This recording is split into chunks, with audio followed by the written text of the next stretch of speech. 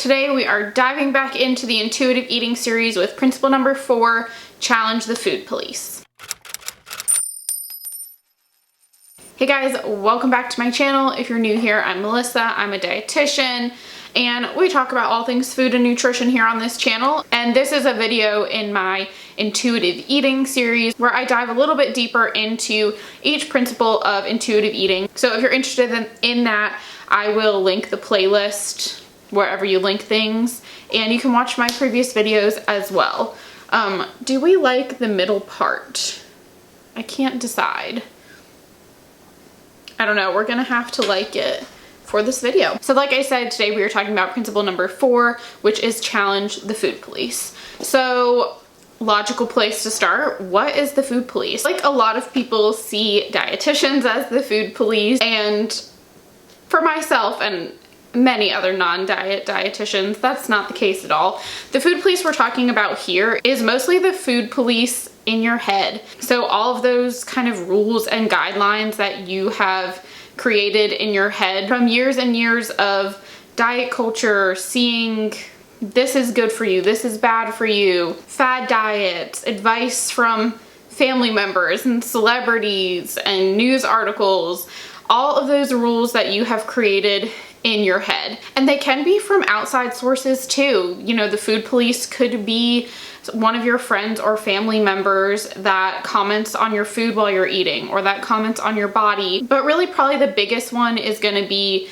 the food rules that you have in your head. So whether that is, you know, carbs are bad for you, or fat's bad for you, or I can't eat sweets, or if I have dessert today, I can't have dessert tomorrow, or if I have dessert today, I have to run tomorrow, or my lunch needs to be X amount of calories, or any type of rules that you might have around food. And some of you might be thinking, I only have those rules because it keeps me healthy. I shouldn't eat too much fat, or I shouldn't eat too much carbs because that's what healthy is. So what's the problem with the food police? The problem is having those rules in your head.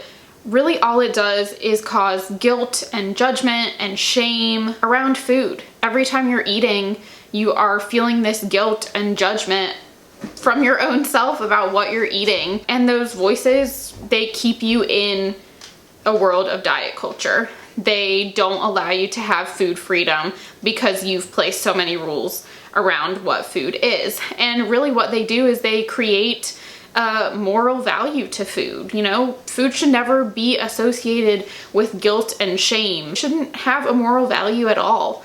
And by having those food police in your head, creating judgments around everything, that is what it's doing. And unfortunately, it's totally normal to have those food rules. I think most of us do, just growing up in diet culture. And I think most of us do have rules around food, whether we realize it or not. So that brings me to, how can we challenge the food police? How can we get out of those rules and that judgmental mindset when it comes to food? And step 1 is to actually think about it and realize what your food rules are. So like I said, I think most of us have these rules, just some of us might not necessarily realize it. They don't have to be extreme, but just think about it as you're going through your day, thinking about what you want to eat and what you're actually eating. What are the rules you've created around food? And then think about, where do they stem from? Is it from an article you read? Is it because a celebrity that you follow said it? Is it because your mom told you that? Is it because you don't like your body, so you want to change it in some way? Think about where those rules are actually coming from. And also think about how you feel around those rules. When you break them, do you feel guilty? Do you feel ashamed? Do you feel like a bad person? And when you follow them, do you feel morally better than you do when you break them? Figuring out what your rules actually are, where they stem from, and kind of how you react to them on a daily basis really is the first step to challenging the food police. And in order to really challenge the food police, you need to prove them wrong. When they're talking to you as you're eating, you need to push back. And one way to do that is to counteract those thoughts with facts and positive affirmations. So, you know, if you're someone who thinks you should not eat after 7 p.m., let's say, I think that's a really common one. So you eat dinner at 6 o'clock, and then come 8 o'clock, you're hungry again. But your food rule is I can't eat past 7 o'clock, so I can't eat anything.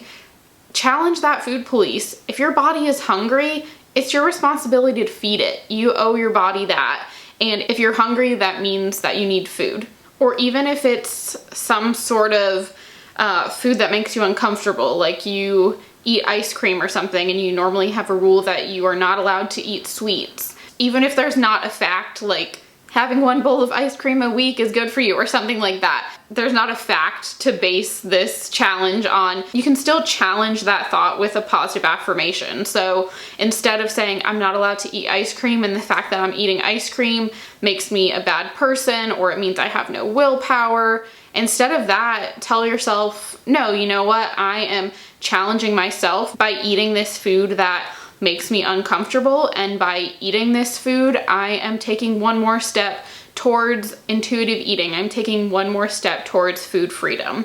So any type of positive affirmation or facts that you can use to challenge those thoughts are really what is going to be the key factor in challenging the food police. And honestly, if you have the same thoughts over and over, it might be a good idea to write a list of facts or affirmations that can counteract the thoughts that you know you're having on a daily basis, so that when you go sit down to eat, you can just pull that list out and kind of nip it in the bud before it happens. So that is all I have on challenging the food police.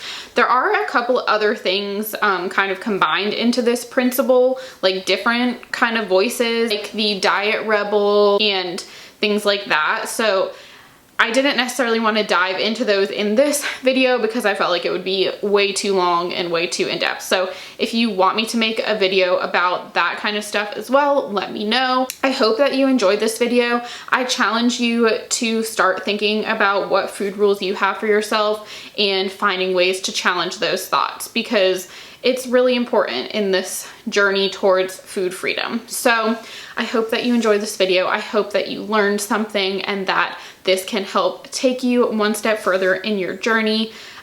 Give this video a thumbs up if you liked it. Oh, I have lipstick on my hand. Give this video a thumbs up if you like it. Subscribe if you haven't already. And yeah, I will see you next week. Bye.